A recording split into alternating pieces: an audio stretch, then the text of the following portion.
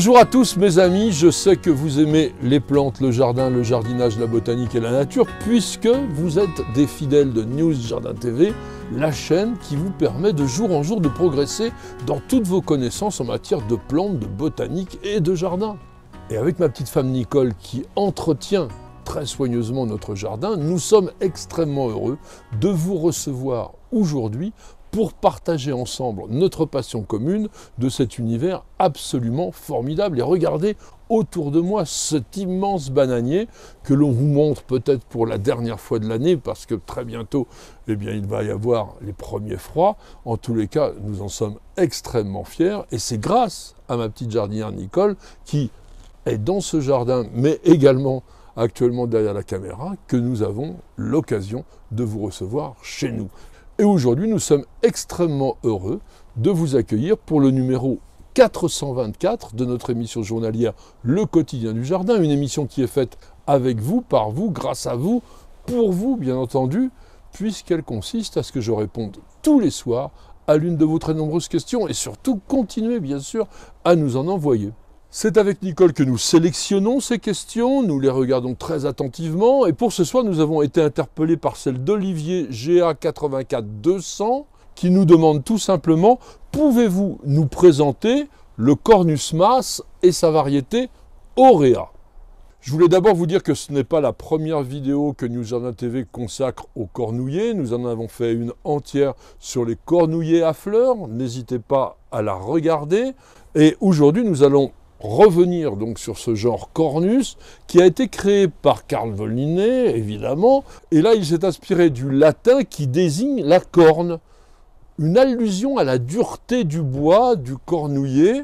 Et aujourd'hui, la nomenclature botanique internationale reconnaît 59 espèces dans le genre et pas moins de 342 synonymes. Les cornus ont donné logiquement leur nom à la famille des cornacées qui a été créée en 1825 par un duo de botanistes tchèques, Friedrich Karl Eugen von Berchtold et Jan Swaftoplouk Prell. Aujourd'hui, cette famille compte 12 genres, environ 90 espèces, dont des arbres comme Allangium, qui est un bel arbre aux feuilles qui ressemble à celles d'un érable et avec une très très jolie floraison blanche et odorante. Vous avez le Davidia, qu'on connaît sous le nom d'arbre au mouchoir, très spectaculaire avec ses inflorescences accompagnées d'une très très large bractée blanche. Et puis aussi les Nyssa, qu'on appelle aussi les Tupelo, qui sont des arbres spectaculaires en automne avec un rouge flamboyant. Venons-en maintenant à Cornus mas, qui nous a été demandé par notre internaute. C'est une espèce qui là aussi a été décrite et nommée par Carl von Linné, et qui est originaire d'Europe, du Caucase et du Moyen-Orient, où il pousse dans les haies, les bois, les zones rocailleuses et en sol calcaire. Cornus mas est connu depuis l'Antiquité et les Romains l'appelaient déjà le cornouiller mâle en raison de son bois très dur et lourd. Il ne flotte pas, il coule lorsqu'on le met dans l'eau. Et ceci par opposition au cornouiller sanguin, Cornus sanguinea, qu'on appelle le cornouiller femelle. Et dès le 7e siècle avant Jésus-Christ, les artisans grecs utilisaient déjà le bois du cornouiller mâle pour fabriquer des javelots et des arcs. Et de nos jours, on va encore utiliser ce bois pour fabriquer des manches d'outils, des cannes et même certaines pièces de machines-outils. Comme je vous le disais, Cornus mas est surtout appelé en langage populaire le cornouiller mâle, mais on lui donne aussi, selon les régions, un très grand nombre d'autres appellations.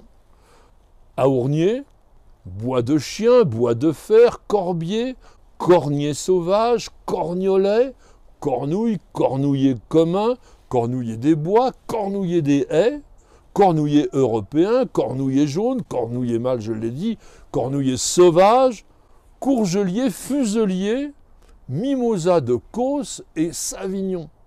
Cornus mas est un vigoureux arbuste ou un petit arbre à l'écorce brune et au port étalé. Il mesure en moyenne de 5 à 8 mètres de haut, mais il existe des sujets qui atteignent 12 mètres. De croissance très lente, il va atteindre sa hauteur maximale pas avant l'âge de 20 ans, mais il peut vivre 300 ans. Le cornouiller mâle est parfaitement rustique puisqu'il résiste au moins à moins 25 degrés, voire moins 30 degrés. Les feuilles sont caduques, opposées, elles mesurent de 5 à 10 cm de long, elles sont ovales à oblongues, vert foncé, et en général elles vont se teinter de rouge pourpré en octobre, mais elles peuvent aussi rester vertes pendant toute la durée de l'automne. En février, avant l'apparition des feuilles, on va voir apparaître de toutes petites fleurs jaunes à 4 pétales, elles mesurent entre 1,5 et 1 cm de diamètre, et elles sont réunies en petites ombelles, et forment vraiment une floraison agréable et surtout riche en nectar qui va constituer une source précieuse de nourriture pour les abeilles à cette époque de l'année où elles n'ont pas grand-chose à se mettre sous la trompe puisqu'il y a peu de floraison. Et puis en septembre, on verra apparaître une fructification. Ce sont des drupes, donc des fruits charnus avec une graine, un noyau, fruits de forme ellipsoïdale ou oblongue, charnus d'environ 2 cm de long. Ils sont d'abord vert olive et puis ils vont passer au rouge vif et lorsqu'ils sont bien mûrs, ils sont comestibles. On appelle ces fruits des cornouilles, des cornioles, des cornailles ou des cornes. Il existe plusieurs cultivars de Cornus mas, dont le fameux Aurea qu'a évoqué notre ami internaute et dont le feuillage juvénile est bien jaune et qui va évoluer en vert à maturité. Mais vous avez aussi Oreo elegantissima, qu'on appelle aussi parfois simplement elegantissima, avec des feuilles largement bordées de jaune et de rose, et une plante beaucoup plus trapue qui ne va pas dépasser 3 mètres à l'âge adulte. Vous avez également Golden Glory, qui est simplement plus florifère et plus fructifère que le type, et puis Variegata, qui est un arbuste d'environ 2,50 m de haut, avec un port assez compact et des feuilles bordées de blanc, et c'est un cultivar qui fructifie abondamment. Mais il y a aussi un autre cornouiller qui fleurit en hiver et il s'appelle Cornus officinalis, ou cornouiller officinal, on l'appelle aussi le cornouiller japonais. Il a été décrit et nommé en 1839 par les duos de botanistes allemands Philipp Franz Balthasar von Siebold et Joseph Gerhard Zuccherini. Cette espèce ressemble beaucoup à la précédente, mais elle est originaire de Corée, de Chine et du Japon. Cornus officinalis forme un vigoureux arbuste au port étalé. Il a une écorce rugueuse, craquelée, brun orangé, qui va s'exfolier chez les sujets assez âgés. L'arbuste va mesurer de 4 à 8 mètres de haut et de large. Il est extrêmement rustique. Certains annoncent qu'il peut résister jusqu'à moins 40 degrés. Les feuilles sont bien sûr caduques. Elles mesurent entre 7 et 10 cm de long. Elles sont ovales à elliptiques, vert foncé et vont se teinter d'une sorte de rouge pourpré à l'automne. Quant aux fleurs, elles sont d'un jaune acide, elles sont réunies en ombelles arrondies, assez lâches, qui mesurent environ 4 cm de diamètre, et elles se forment comme Cornus mas en février avant les feuilles. Et elles vont être suivies en été de fruits oblongs ou ellipsoïdaux, comestibles lorsqu'ils sont rouge vif. Il existe un cultivar qui est relativement peu répandu, il s'appelle Kintoki et il porte des fleurs plus grandes, plus abondantes et des fruits plus gros que ceux de l'espèce type. Les cornouillers à floraison hivernale ne présentent absolument aucun problème de culture.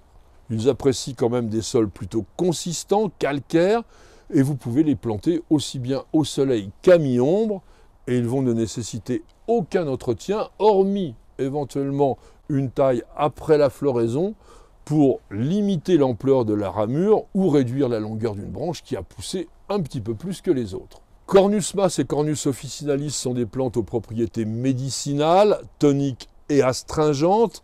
L'écorce est aussi dite fébrifuge, c'est-à-dire qu'elle élimine les vers. On va employer cette plante en décoction contre les diarrhées, le plus souvent en association avec de la sauge, du romarin ou même de l'angélique. Et sachez que des études très intéressantes sont actuellement menées sur le plan thérapeutique parce que certaines molécules qui sont sécrétées par le cornouiller officinal pourraient produire dans l'avenir des médicaments des plus intéressants. J'ai dit que les fruits étaient comestibles, attention, ils doivent être très mûrs, sinon ils sont astringents, et vous allez les utiliser plutôt pour faire des confitures, du sirop, des compotes. Le jus du cornouiller est très très riche en minéraux. Potassium, calcium, sodium, fer, zinc, manganèse et cuivre. Beaucoup plus que la plupart des autres fruits. Et ils sont particulièrement consommés en Russie, en Iran et en Turquie. Vous savez que j'aime bien vous raconter des petites histoires, et notamment sur la mythologie, et on raconte qu'après avoir tracé l'enceinte de la ville de Rome, Romulus a lancé son javelot sur le mont Palatin, et le bois de ce javelot était encornouillé. Il prit racine, il grandit et devint un bel arbre, et ce prodige fut regardé comme un heureux présage de la force et de la durée de l'empire qui allait naître. Et puis, dans le langage des fleurs, le cornouiller, en raison de sa croissance lente et sa longue durée de vie, est le symbole de la durée, justement, de la longévité. Il évoque un amour solide en toutes occasions et transmet un message sympathique « Mon amour résistera à l'adversité ». Et maintenant, pour satisfaire à la tradition qui veut que nous terminions désormais nos émissions par une évocation littéraire ou poétique, j'ai eu le plaisir de composer ces quelques vers rien que pour vous. À la fin de l'hiver, sur les branches alanguies et nues des coriers mâles et officinales, des pompons de fleurs d'or à l'éclat virginal réveillent le jardin qui du printemps se languit. Grands arbustes, petits arbres, ils poussent avec lenteur, paraissant au soleil en étendant leurs branches. Constellés de feuilles simples, ovales, vertes et franches, tout l'automne, elles brilleront d'un carmin enchanteur. Merci à tous et à chacun de nous avoir suivis. J'espère que cette évocation d'autres cornus, à savoir ceux qui fleurissent en hiver, vous auront intéressé. C'est toujours sympathique d'avoir des fleurs qui s'épanouissent avant le printemps. En tous les cas, merci beaucoup d'avoir posé la question. Grâce à elle, nous avons découvert ces arbustes, mais nous avons aussi, encore une fois, progressé dans la constitution de notre fameuse encyclopédie des plantes et du jardin en vidéo. Madame, monsieur, je vous souhaite de passer une excellente soirée et je vous donne rendez-vous dès demain pour de nouvelles aventures jardinières et bien sûr pour un nouveau numéro de notre émission journalière Le Quotidien du Jardin. C'est sur News Jardin TV et nulle part ailleurs.